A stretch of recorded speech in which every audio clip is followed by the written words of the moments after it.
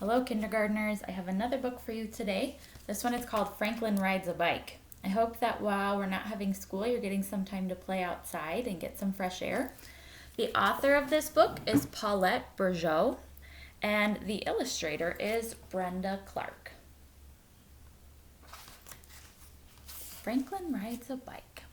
Franklin could swim underwater and hit a home run. He knew how to climb the monkey bars and pump himself high on the swings, but Franklin had a problem. He could not ride his bike without training wheels. In the spring, all of Franklin's friends had training wheels on their bikes. Beaver was the brave one. She took her extra wheels off first.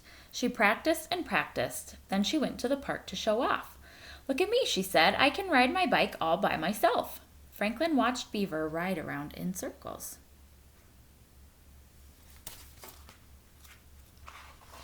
It wasn't long before Beaver could signal with one paw and hold onto the handles with the other.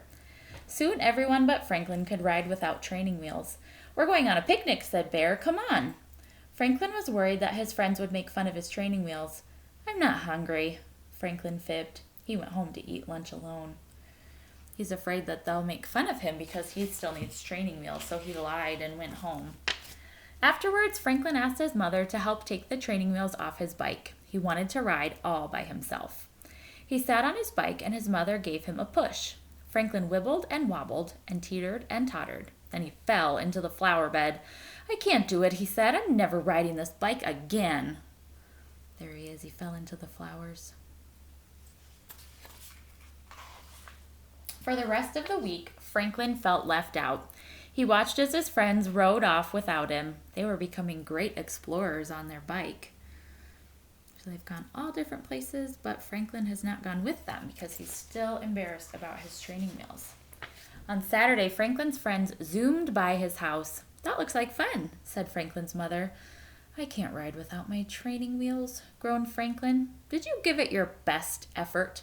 asked his mother. "Well," said Franklin, "maybe I could try one more time."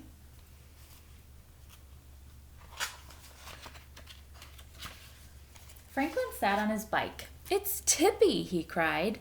His mother held on to the seat. "Try it. I won't let go until you tell me." Franklin pedaled while his mother guided the bicycle from behind. He felt unsteady and very unsure. "I'm going to fall," he said, and he stopped pedaling. He's having a lot of trouble. "Riding a bicycle is difficult," said his mother, "but you can't give up just because it's frustrating." "It's too hard for me," said Franklin. "It was easy for my friends."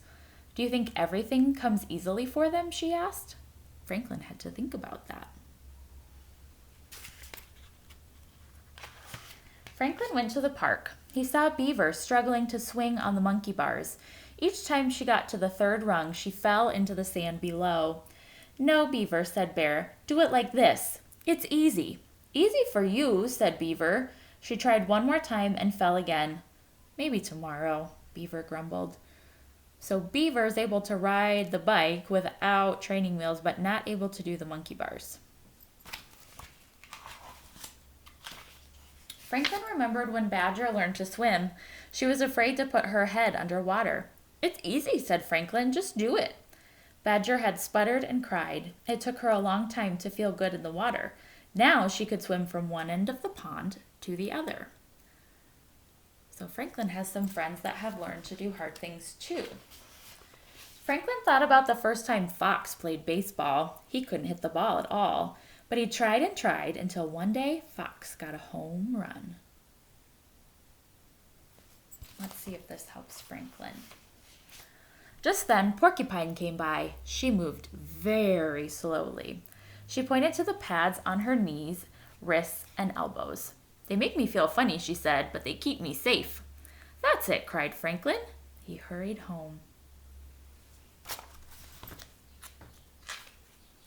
Franklin put on padding. So he's got knee pads, he's got sponges on his elbows, he's got gloves on that cover his wrist, and a helmet. He lined the walk with pillows. "I'm ready to try again," Franklin told his mother. "Now I won't worry if I fall." Franklin sat on his bike and his mother held onto the seat. Franklin wibbled and wobbled and teetered and tottered. He fell many times, but he never gave up. Then it happened. Franklin told his mother to let go. He did not veer into the bushes, and he didn't crash. "Way to go!" cheered his mother. Franklin was thrilled. Finally, he was riding his bike all by himself. "I can do it!" he shouted. Franklin rode to the park to show his friends.